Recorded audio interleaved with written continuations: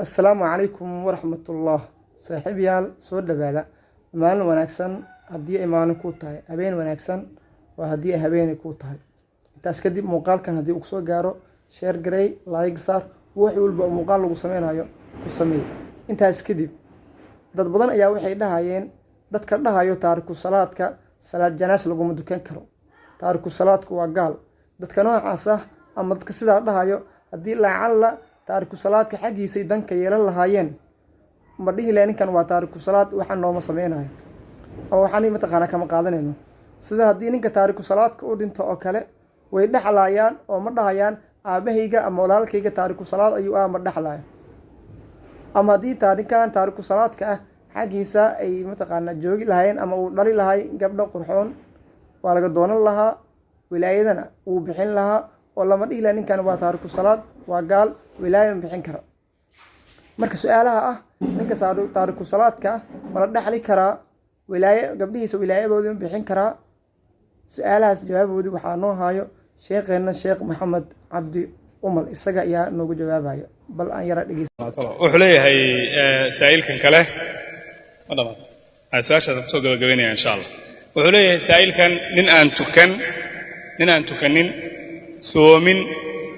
laakiin rumaysan waajibnimadooda gabadhiisa walaayadeeda ma qaadi karaa mise iyadaa iska mas'uul ah waxay ku xiran tahay taariku salaadka aan tukanin ma gaal baa mise waa muslim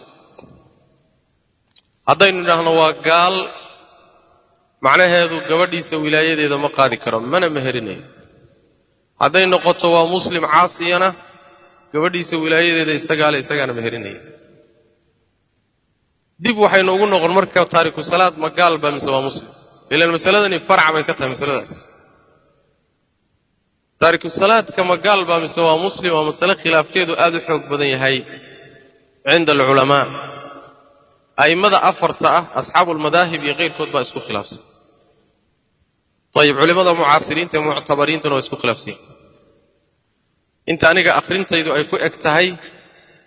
taariku salaad waa kaafir waa gaal nebi maxamed baa sidaa yidhi salawatu rabbi wasalaamu caleyh gaalnimada iyo ruuxa salaada u dhaxaysa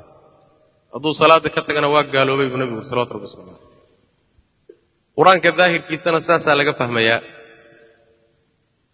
asxaabu rasuulillahi sallallahu alayhi wasallam sidaasay ijmaac ku ahaayeen yaani wax weeyaan abu salama bin abdurrahmaan buu malanaya ninkii soo guurinayay saxaabadu shay camala oo gaalnimo u arkayeen ma jiro on salaada ka tagitaankeeda ahayn أبو سلمة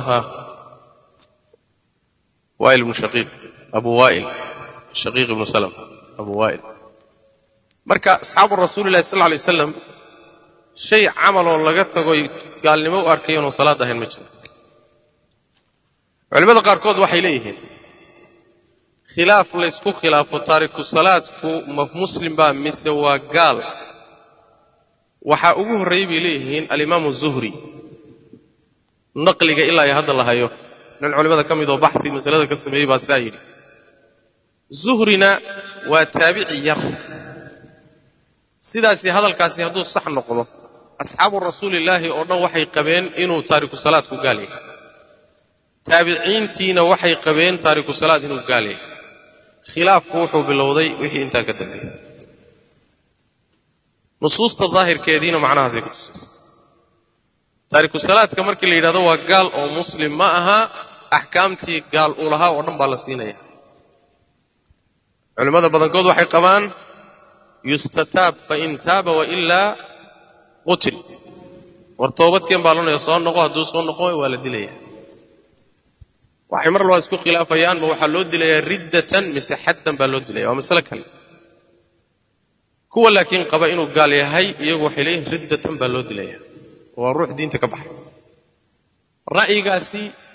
haddii sidaasi lagu wado waxay noqonaysaa axkaamtii gaal lahaa oo dhan baa la siinayaa oo gabadh muslimada oo tukata ma qabi karo xarig uma hayo gabadhiisa wilaayadeeda ma uu laha waxaa la wareegaya walaalkeed hadduu tukado waxaa la wareegaya adeerkeed hadduu tukado awliyadii kale ku wareegaysaa isagu wali u noqon maayo hadduu dhinto lagu tukan maayo qubuurta muslimiinta lagu aasi maayo la dhaxli maayo axkaamtii murtadka oo dhan baa la siinaya lagu dureerinaya ra'yiga qaba weeye inuu taariku salaad ku gaal yahay saasaana xoog badan nusuusta marka la fiiriyo wabillahi tawfiiq waad ku mahadsan tahay daawashada muuqaalkan asxaabtada la wadaag asalaamu calaykum waraxmatullaahi wabarakatu